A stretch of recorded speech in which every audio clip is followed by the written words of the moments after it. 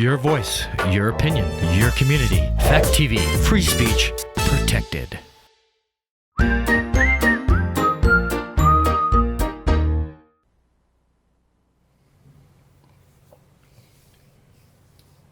Can you bring back Michael Myers without Laurie Strode?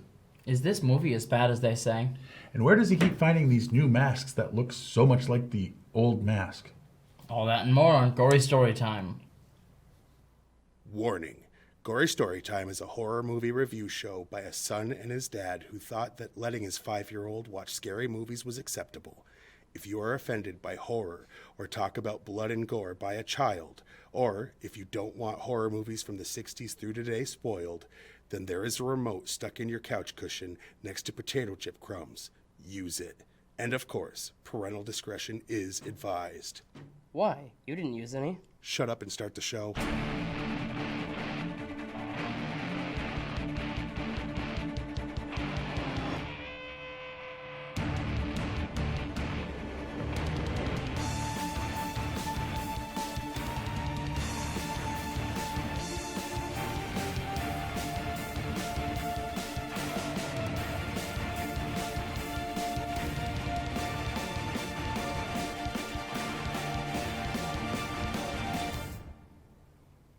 Welcome to Gory Storytime. I'm your host, Jason. I'm his co-host and his father. I'm Craig. And quickly to answer those questions, so you go back and just try to line these up. I'm going to say yes.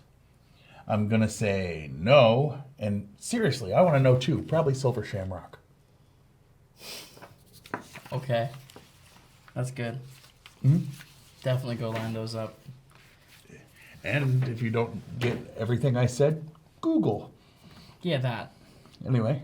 So this week, we are reviewing the classic Halloween 4, The Return of Michael Myers. Now, we've reviewed Halloween 1, Halloween 2, we've reviewed Halloween 3, the Halloween, Rob Zombie the remake. Yeah. We've done H2O. Maybe At Resurrection. Least, I don't know. I don't we at least did those. And we said, well, wait, we haven't done the original timeline of 4, 5, and 6. And being that Halloween Kills is in 2 days from now. And Halloween Kills just came out Friday. Let's get some of the old ones finished up. Not Friday, but... It just came out, though, recently. Yeah. Today's Friday, you dork. Yeah. Today's Friday, me dork. The day that we're recording this is...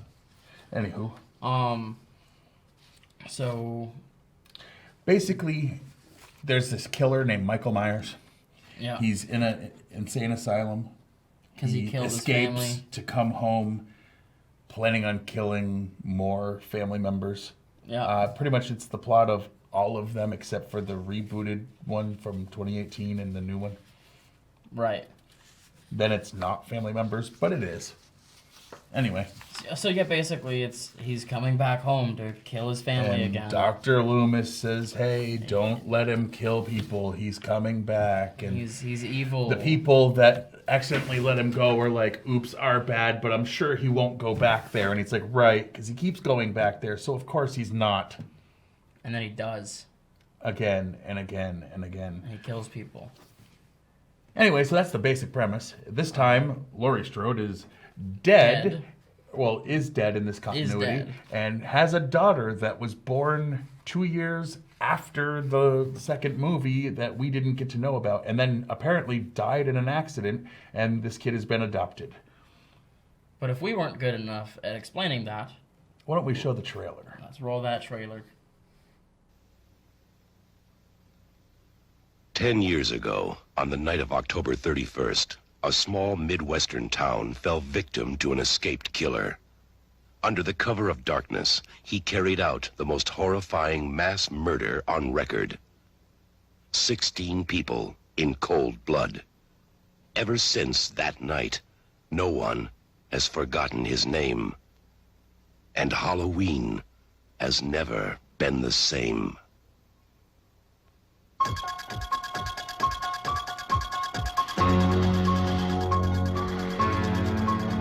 Now, Michael Myers has come home. He has returned for one more night of unholy terror. Michael!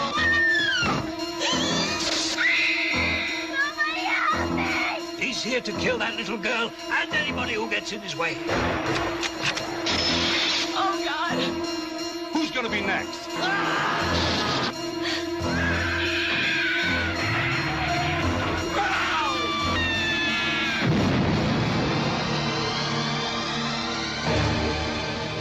Halloween 4, The Return of Michael Myers.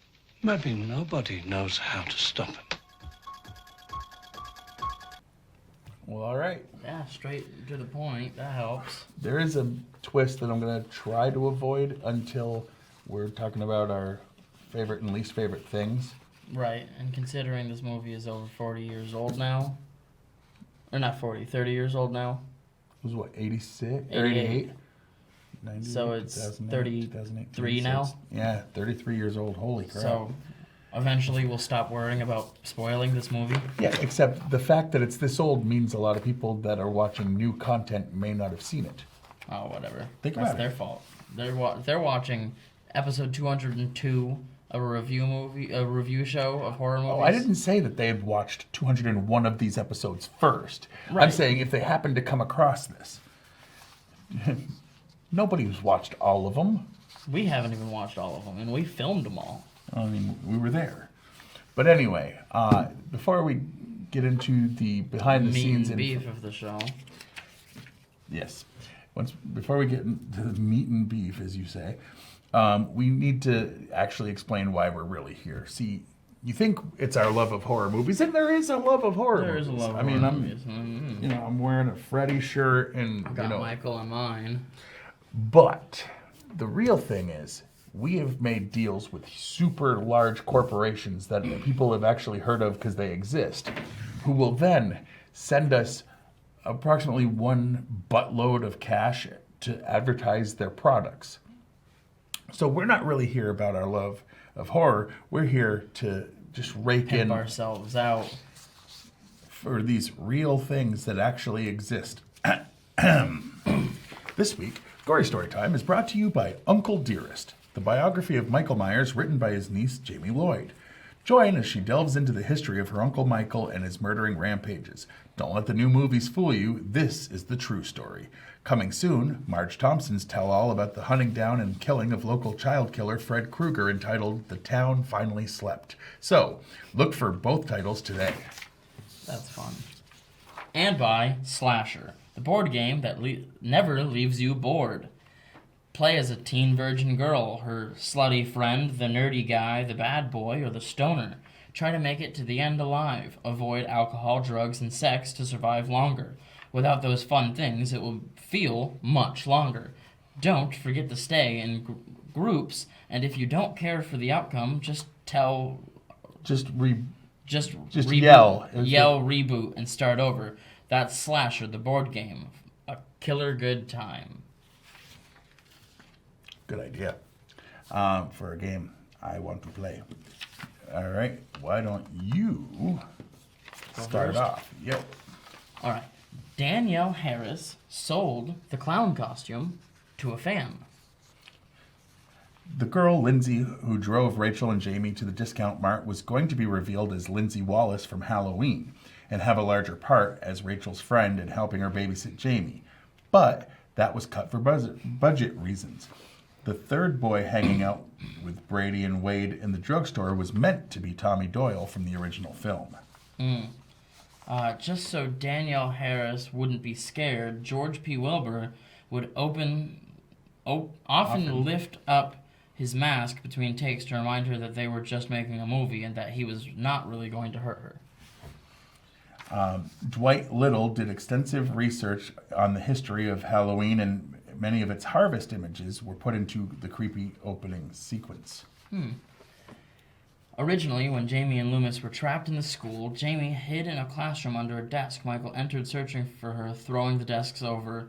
Although, due to time constraints, this sequence was not shot for this film. It was remembered by producer Mustafa Akkad and later reused in H2O. From 98, 10 years after this one. A scene was filmed to bridge the story between Halloween 2 in a flashback to the final part of 2. There's a scene where Loomis is being tended to by paramedics when he sees the burning body of the Shape. Loomis exclaims to the EMS technicians, "Let him burn." But they douse the flaming body of Meyers despite his pleas. This moment was added to Halloween Kills, with Laurie saying that line after she sets her house on fire with Michael trapped inside. All right. Alan B. McElroy wrote the script in 11 days and beat the writer's strike by mere hours. Series creator John Carpenter wrote a treatment for this film that had a more ghostly psychological approach. It concerned the town of Haddonfield and what effects the events of the first two films had on the citizens. This concept was later rejected by the producers in favor of typical slasher, at which point Carpenter left the film, making this the first in the series to have no participation from him. Jamie's name in the original script was Britty Lloyd, but was changed to homage to Jamie Lee Curtis. Leaves had to be imported, and squash was painted to look like pumpkins. Okay. Danielle Harris revealed in 25 Years of Terror, when her character runs through the neighborhood screaming for help, someone legitimately called the cops. I was banging on doors yelling for someone to help me after I got lost, trick-or-treating or something. So 4 o'clock in the morning, they're hearing a little screaming up the streets, and someone called the cops. The cops came, and the story ended up in the Inquirer that I was almost kidnapped off of the set. In the original script, the opening shot was of a long hospital corridor suddenly blowing up and throwing Loomis from the explosion, in a reference to the end of Halloween 2, in order to show how Loomis survived. It was later decided that the film should not have any connections to the previous two films, and the explosive opening was never shot. Director Dwight Little later explained, "We decided only to reference the first movie. I think the reason we didn't want to get tied up in a lot of logic police questions with Michael and exactly what happened to Loomis. Alan studied it very carefully, so we knew if we hit any landmines or made any big mistakes, he'd catch it. But I really didn't want to be influenced artistically by anything other than the first Halloween." In late 1986, the Cannon Group contracted producers. Those assholes. The Cannon Group? Is that Cannon them? Films? Yeah. Okay.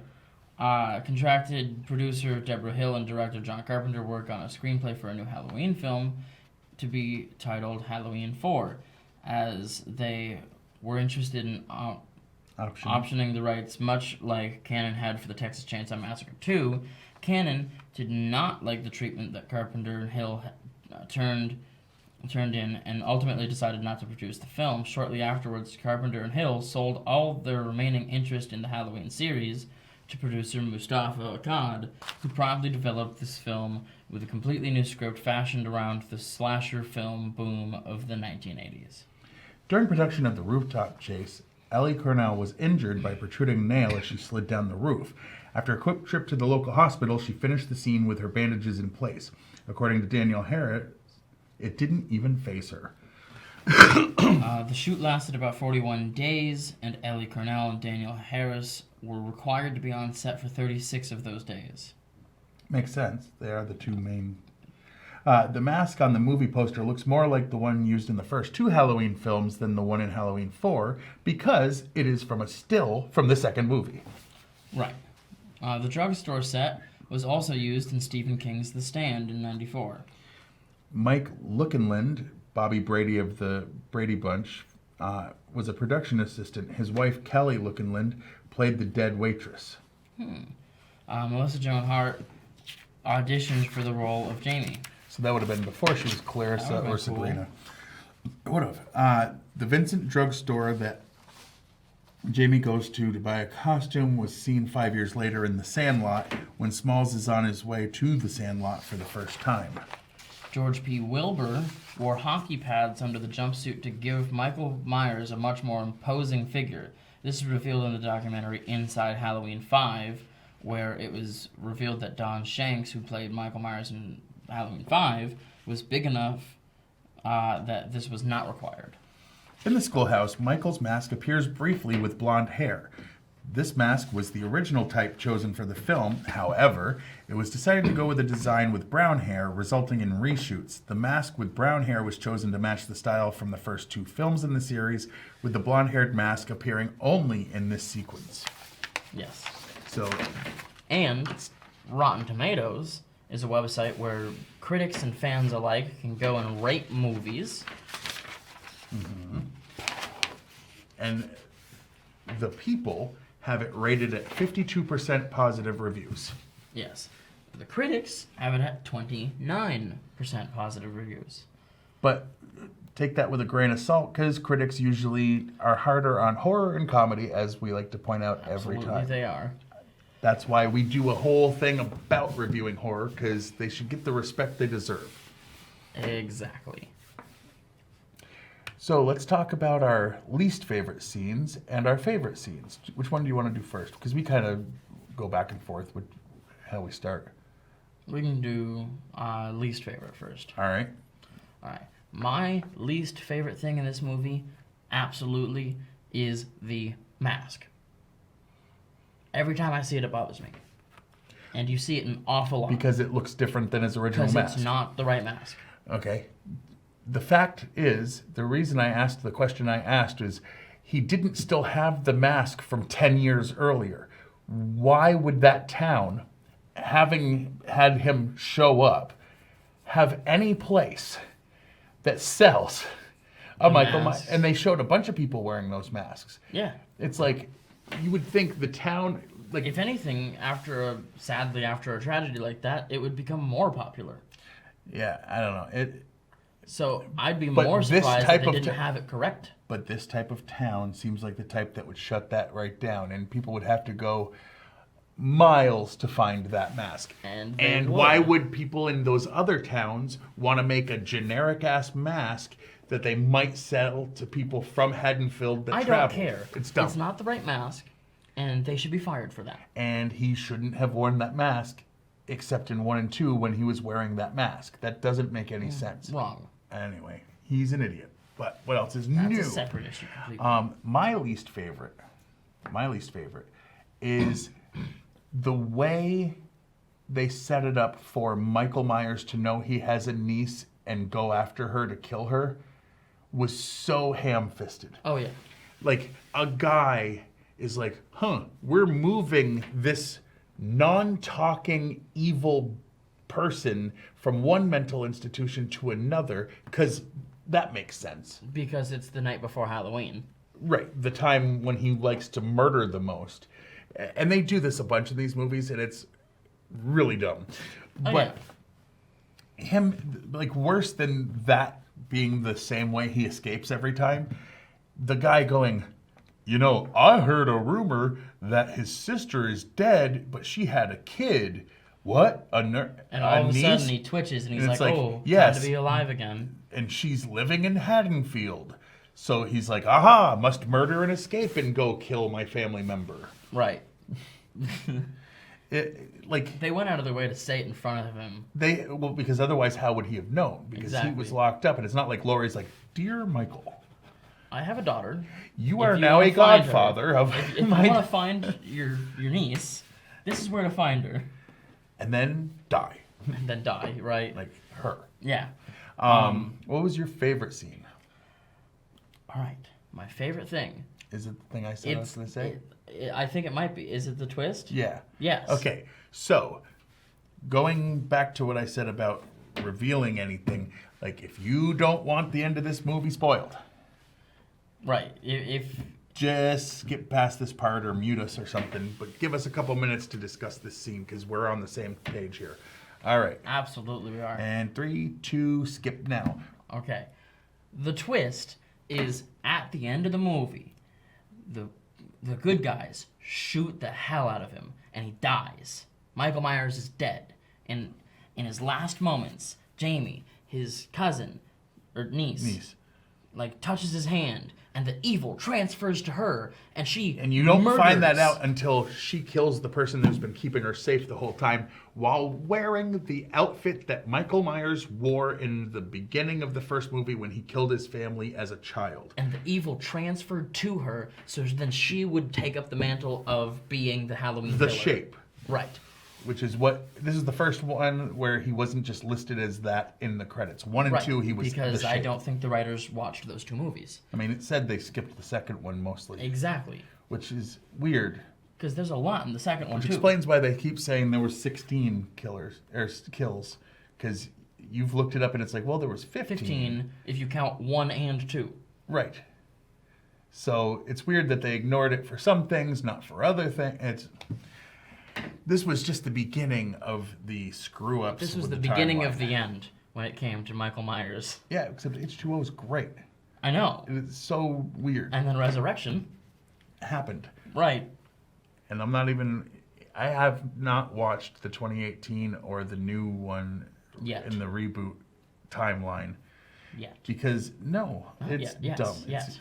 It's so dumb. It'll happen. Anywho, so that's both of our favorite scenes. Yeah,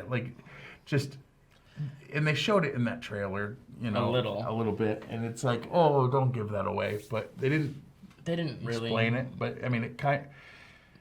When the you only watch way the movie, you'll know immediately. Yeah.